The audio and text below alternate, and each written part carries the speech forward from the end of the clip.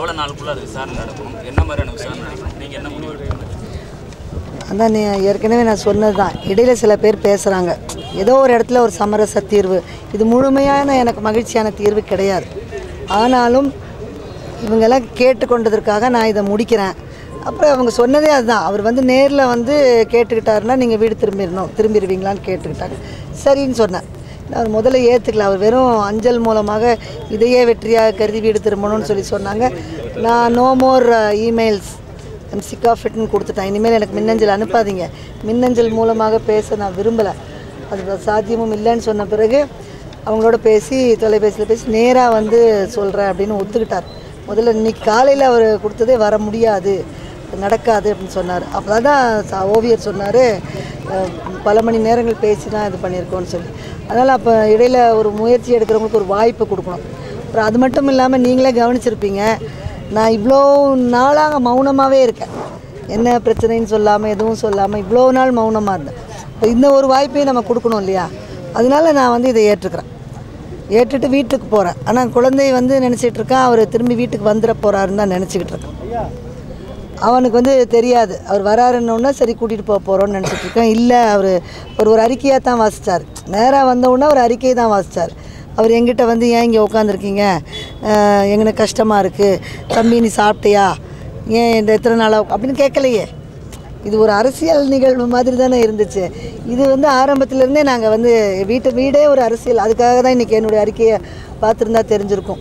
வீடே ஒரு போர்க்களமாகவும் அப்படி தான் இருந்துச்சு. ஒரு குடும்பமாக இருந்திருந்தால் நல்லா இருந்திருக்கும். இந்த இதே வந்திருக்காது அப்படின்னு சொல்லிட்டு இதெல்லாம் ஒரு வருத்தத்திற்குரிய செய்தி. நான் எவ்வளவோ நல்ல மகிழ்ச்சியான இதோட உங்களெல்லாம் பார்த்துருக்கேன். ஆனால் இது வந்து ரொம்ப மகிழ்ச்சிக்கு ஒரு மனதுக்கு ரொம்ப கஷ்டமாக இருக்கக்கூடிய ஒன்று தான். இருந்தாலும் நான் ஏற்கிறேன், இடையில் உள்ளவங்களுக்காக ஏற்கிறேன். அவங்க உறுதி கொடுத்துருக்காங்க, நீங்கள் கேட்டுக்கிட்ட மாதிரி விசாரணை செய்வோம், அதில் உங்களுக்கு முடிவில் உங்களுக்கு விருப்பம் இல்லை, அது அதனுடைய தீர்வு தெரிஞ்ச பிறகு நம்ம முடிவெடுப்போமே. அவரும் அதான் சொல்லியிருக்காரு, விசாரணைக்கு பிறகு தானே தெரியும் நான் தவறு செஞ்சேனா இல்லையான்னு, மன்னிப்பு கேட்குறதா இல்லையான்னு. அப்படிங்கும்போது அந்த இடத்த நானும் கொடுக்குறேன், ஜனநாயகமாக நானும் கொடுக்குறேன். அதனால் பொறுத்திருந்து பார்ப்போம். நீங்கள் வந்து அவங்க காணாமல் போயிட்டதா சொல்லி தான் நீங்கள் இந்த போராட்டத்தை அறிக்கை விட்டு போராட்டத்தை தொடர்ந்தீங்க. இப்போ வந்து உங்கள்கிட்ட மன்னிப்பு கூறியிருக்காங்க. உங்களுக்கு முழு மனநிறைவு ஏற்பட்டிருக்கா, இல்லை இன்னும் வேறு என்ன அவங்களுக்கு சொல்ல விரும்புகிறீங்க? இன்னும் வந்து தோழத்தியாக என்னென்ன செய்யணும் அப்படின்னு சொல்லி நீங்கள் முழு மனநிறைவு ஏற்படலைங்கிறத அப்போ இருந்து சொல்லிக்கிட்டு இருக்கேன். இது எனக்கு ஒரு இடைக்கால தீர்வு தான். அதாவது ஆரம்பமாக நான் வச்சது, ஒருத்தர் காணாமல் போயிட்டான்னா யாராக இருந்தாலும் போலீஸ் ஸ்டேஷனில் தான் போய் கம்ப்ளைண்ட் கொடுப்போம். என்னுடைய நோக்கம் வந்து இப்படி திரும்ப இப்படி நடக்குது, இது நடக்காமல் இருக்கணும். அப்புறம் வேறு சிலதெல்லாம் வைக்கிறேன். இது ஒரு தனிப்பட்ட நிகழ்வு மாதிரி தோணுனா கூட பொது வாழ்க்கையில் இருக்கிற ஒருத்தங்க இப்படி செய்யக்கூடாது, பொது வாழ்க்கையில் அதெல்லாம் ஏற்கனவே பல முறை நான் சொல்லிட்டேன். இதெல்லாம் இப்படி நடக்கக்கூடாது அப்படிங்கிறத, ஆனால் நடக்குதுங்கிறத வெளியில் கொண்டு வரதாக அமைஞ்சு போச்சு. இது அந்த விசாரணையில் ஒரு நியாயமான அல்லது உங்களுடைய அந்த எதிர்பார்ப்பு நடக்கலைன்னா சட்ட ரீதியாக நீங்கள் அணுகுவீங்களா? இல்லைங்க, சொல்லும்பொழுது சட்ட ரீதியாக நம்பிக்கை இல்லை மேடம். யார் இடம் பெறணும், என்னைக்கு அந்த தொடங்கணும், அப்படி இல்லாத பட்சத்தில் நீங்கள் நீதிமன்றத்தை நாடும். இது நீதிமன்ற தீர்வுக்கு நான் ஒருபோதும் போக மாட்டேங்க. இன்றைக்கி கூட வேடிக்கையாக ஏதோ ஒன்றில் போட்டு விட்டுருந்தாங்க, தாமரை வந்து 2 கோடி கேட்கிறார் அப்படின்னு போட்டு விட்டுருந்தாங்க. எங்கேருந்து வருதுன்னு பார்த்தா அதுக்கு எல்லோரும் இருக்கிறதுனால அவங்க எல்லாருக்கும் நான் இங்கேயே பதில் சொல்லிடுறேன். ஒருத்தர் திரும்ப இதே கேள்வி தான் கேட்டார். விவாகரத்து கொடுக்குறேன்னு சொல்கிறாரு, விவாகரத்து தான் அவர் திரும்ப கொடுக்குறேன்னு சொல்கிறாரு, வாங்கிக்க வேண்டியதானே அப்படின்னு சொன்னார். நான் சொன்னேன், அது ரொம்ப எளிதுங்க விவாகரத்து கொடுக்குறது, ஒரு 2 கோடி கொடுக்க சொல்லுங்கள் பார்க்கலாம், வாங்கிக்கிறேன்னு சொன்னேன் நான். அதை வந்து முதல் பாதியை வெட்டிட்டு 2வது பாதியை கொடுத்துட்டாங்க. அவருக்கு வந்து ரொம்ப எளிதான தீர்வு விவாகரத்து தான். அது நான் ஏற்கலை, அது நான் முடியவே முடியாது. அதுக்கு எவ்வளோ அது ஏன்னா அந்த விவாகரத்து நாங்கள் 2 பேரும் அங்கே போய் எங்கேயோ வாங்கிட்டு அவங்களுக்கெல்லாம் தெரியுமா என்னென்னு தெரியாது இல்லையா? நான் கட்டாயமாக இதுக்குள்ளே என்ன பிரச்சனை நடந்திருக்குது, அது வந்து சமூகத்திற்கு சொல்லப்பட வேண்டியது நான் இன்னமும் நினைக்கிறேன். ஆனால் அதற்கு உண்டான ஒரு வெளியை அவருக்கு கொடுத்துருக்கேன். சொல்றது வந்து அவரை திரும்பியும் வந்து சேரணும்னு நினைக்கிறீங்களா, சேர்ந்து வாழணும்னு நினைக்கிறீங்களா, இல்லை அவர் மீடியா பக்கம் வெளிச்சத்தை விட்டு காமிக்கணும், அவர்கிட்ட ஆதாரம் இருக்குது, நான் வெளிச்சப்படுத்த போகிறேன்னு சொல்லிட்டு? அதாவதுங்க, அது இன்னும் நான் அப்படியாக நினச்சிருந்தா நான் முதல்ல எல்லாத்தையும் வெளியிட்டிருப்பேன்.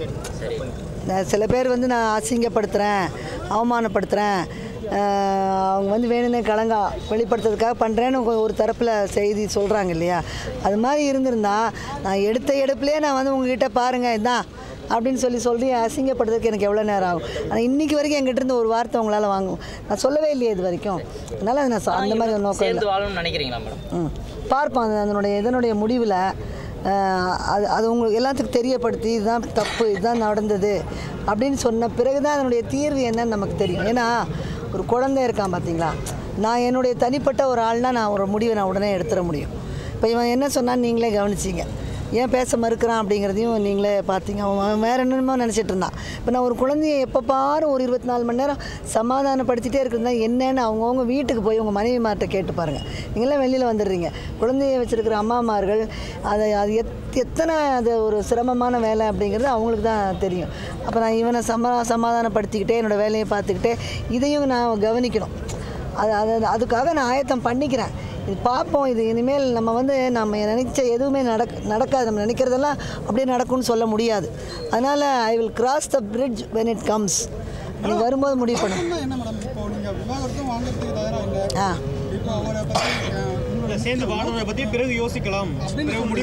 இதுக்கு பிறகு இது என்னதான் பிரச்சனை, அந்த பிரச்சனைக்கு ஒரு தீர்வு, ஒரு நியாயமான ஒரு தீர்வு ஒரு வேலைன்னு வச்சுக்கோங்களேன்.